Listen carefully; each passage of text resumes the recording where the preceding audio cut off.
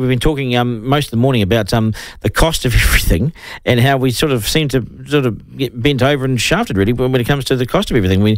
Not just in materials, when it comes to quotes for council projects or government projects or the hospital in Dunedin. It's just a bloody debacle. Why can we not have fixed cost and fixed price contracts? What happened to those?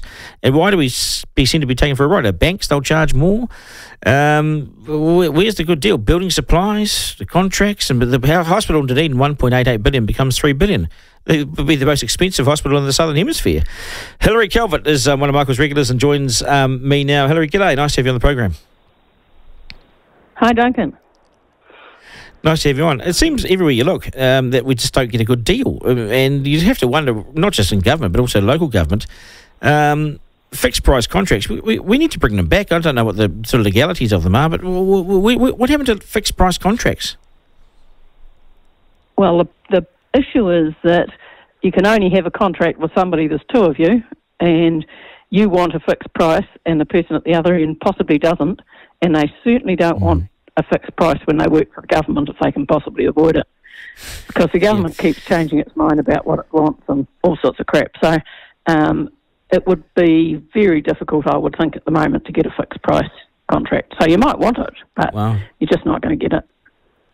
And so there seems to be so much built into that. There seems to be so much sort of fat in that system where they can just keep going back and claiming. It's just taxpayers have just been taken for, well, it appears to be taken for a ride. But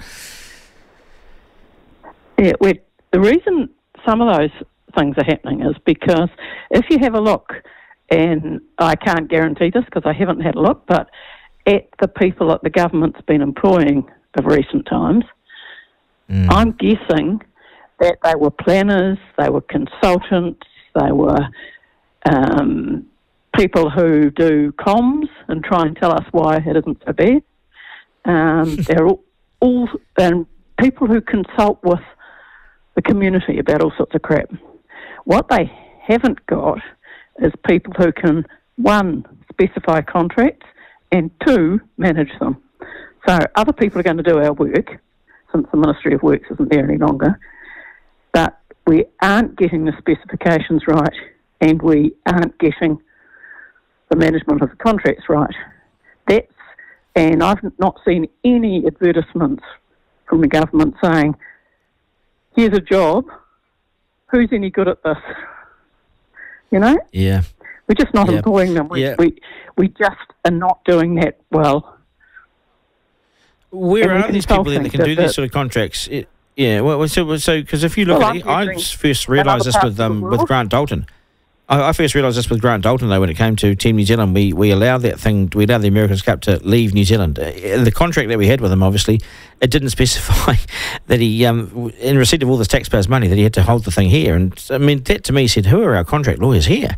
And that was quite alarming a number of years ago. And even since then, I've just seen, motorways and highways delayed and over cost and everything. And I just wonder, do we not have maybe we don't have the experience in the public sector. Maybe you're right. No, it would be a worldwide look you'd be going.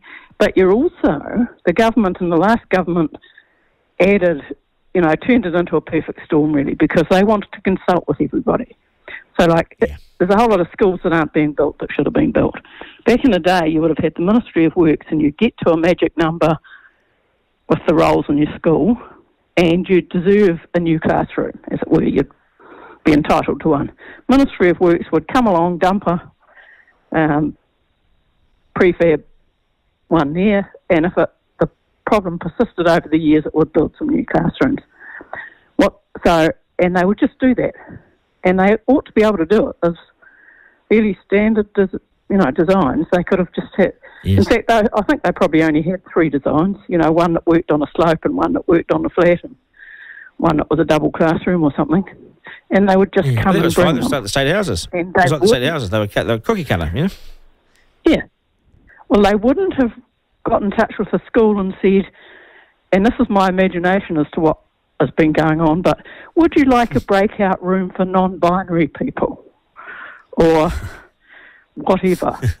So I think we've had school people wasting a whole lot of money being consulted about what they want. We never would have used to say that. We would have just said you're entitled to another classroom.